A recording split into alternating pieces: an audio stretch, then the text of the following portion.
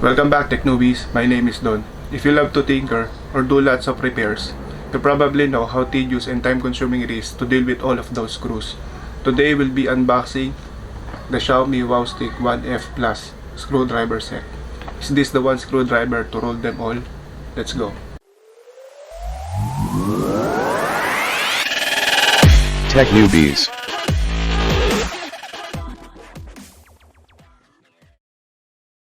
The item arrived in this brown box. Upon opening, we'll see the retail box of the Wowstick. Sliding the outer cover of the retail box, we'll see the first item included in this set. First off, we have the magnetic pad to hold the screws during your repairs.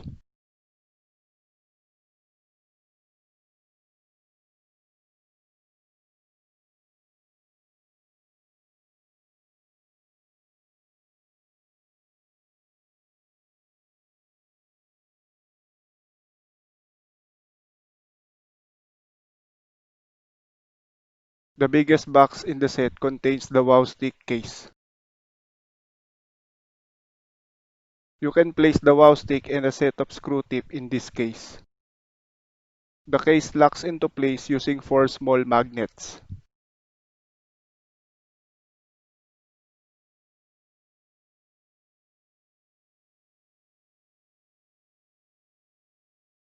The box with the X mark contains the Wowstick.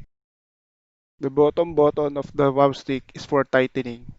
Pressing the buttons also turns on the illumination at the bottom part of the Wowstick. The other button is for loosening of the screw.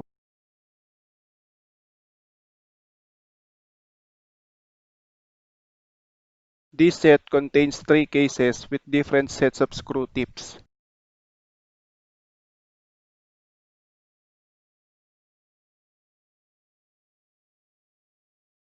Each of the case contains various screw tips.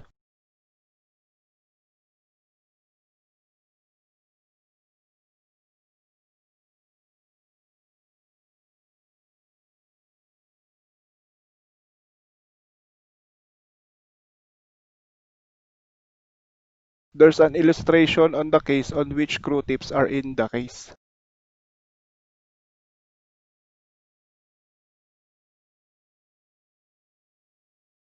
On this box, we'll find the Wowstick base.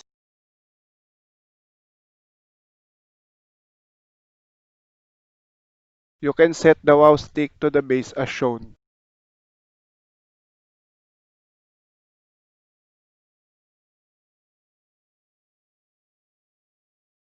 The last box contains various items. Among these items are short USB cable for charging the Wowstick,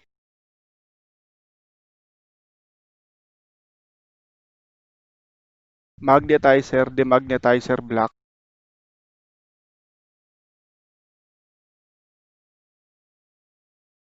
small screws contained in a small jar, a suction cup which is useful for mobile phone repairs, a triangle prying tool, and this white rubber thing.